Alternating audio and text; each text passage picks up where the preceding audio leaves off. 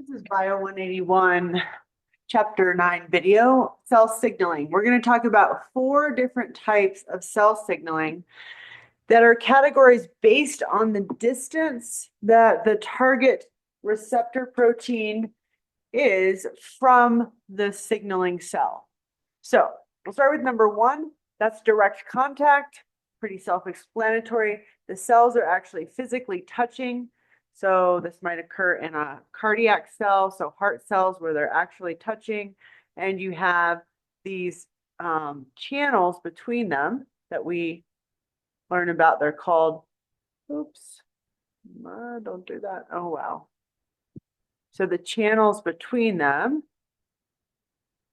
are called gap junctions. Just erase this. There, okay. All right, so here's cell 1. This is my cell that's sending the signal. Here's my cell 2. This is the one that's receiving the signal. So over here, you've got this organelle, basically like the rough ER, a smooth ER that contains a whole bunch of calcium. It's called the sarcoplasmic reticulum. And it's going to release calcium, which is a signaling molecule. And that's going to diffuse straight through these gap junctions to the adjacent cell. And then when it's over here, it's going to cause this cell to contract. Okay. So actually, first, when it's released in the cell 1, this cell will contract. And very quickly, the calcium diffuses off here. This cell contracts, and then they are contracting in a synchronized manner, which is important for the heart. You don't want it to be contracting at different rates. Paracrine signaling is a type of signaling to nearby cells. So this would often take place maybe if you have an immune response, you have some sort of allergen that's going to trigger a response in a cell called a mast cell. So this is our cell 1. This is the cell that's going to be sending the signal. So it's going to release something, maybe a signal called histamine, just as an example. And again, this is my signaling molecule. So in general, the general name for this is ligand. Oops, ligand. Ligand. Okay, so ligand. A specific name example would be histamine. And so this is going to diffuse around and it will cause the adjacent cells to respond. So if they're nearby but not touching, so say you've got like a cell over here that is part of a blood vessel. So you've got a blood vessel and you've got a cell here and it has a particular receptor that's going to fit perfect with the histamine molecule that's been released, then it's going to initiate a response. Okay.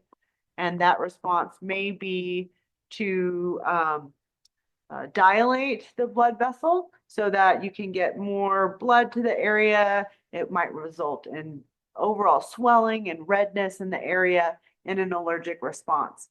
The main idea here, cell 1, cell 2, they are nearby. So this would be a localized immune response or allergic response. All right, the next one is endocrine signaling. So this is going to be a long distance signaling. So long distance. Endocrine is a general word. Endo is inside. Crine is like a chemical. So this is a chemical signaling pathway for cells. They send signals through the circulatory system, right? So here's my human, right? So I've got my human, my legs, all right. And here's my arms, all right. So circulatory system, you may have, I don't know, a pituitary gland up here somewhere, right? It's going to release a signal. It's going to go through your blood system all the way through. It's going to carry it anywhere that you have blood going in your body. If the signal is put into the blood from a gland that secretes a signal, then it's going to travel a long distance. And then any cell that is around that blood, right?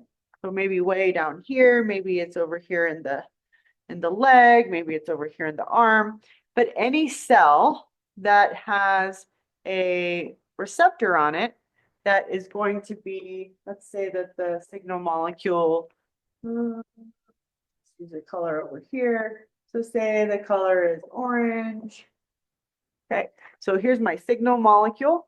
It's going to go through the blood. Any cell that does not have a receptor will not be affected, but the cells that do have a receptor, right, like this one here, then those cells are actually going to respond and in a way particular to whatever that signal is activating. Okay. So that is endocrine signaling. These signals are generally called hormones. So long distance signaling molecules. Hormones used to be, that term used to just mean long distance. Now we're realizing, and it's more common that it's used even at a local distance. So some of the targets may be far away, some of the targets are local, but if it's kind of the systemic whole body thing, then it's the endocrine signaling system. The last part is synaptic signaling. So this is actually kind of an example of paracrine, but specifically between a neuron, which is a nerve cell from the nervous system, that sends a signal. So it's specialized to send a very rapid signal. And so this is a rapid signal. We won't really cover that in this class, but this sends a very quick electrochemical signal. And it's actually a consequence of the fact that a whole bunch of gated channels open at once, and then there's this electrochemical potential. It goes very, very fast. So it goes, say, here's a nerve cell. Here's the head. It's a long cell, say. And then down here, there's the end of the cell.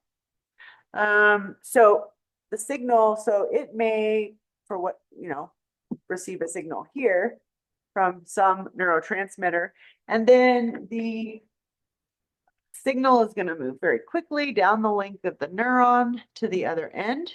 And then at this end, it's going to release a neurotransmitter, which is just a small molecule that's going to go to across what's called a synapse to a nearby cell. And so say I have a muscle cell down here. So say I've got a cell that's a muscle cell. This is a muscle cell.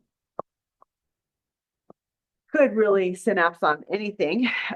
Then this cell is going to have a receptor. It's going to bind to this transmitter. And if it's a muscle cell, its function is to contract. So the response when the signal is received is that this muscle cell will contract. So that's just an example of a synaptic signaling. The synapse, again, it's really this region here between the end of one cell, the nerve cell, and then the start of the next cell. So this is the synapse where they meet. And the signals, this is also a ligand. So a ligand is going to move across, but in this example, the ligand is called a neurotransmitter. Neurotransmitter. So you've probably heard of like acetylcholine or epinephrine. Those are going to be neurotransmitters. Okay, that's it for this video.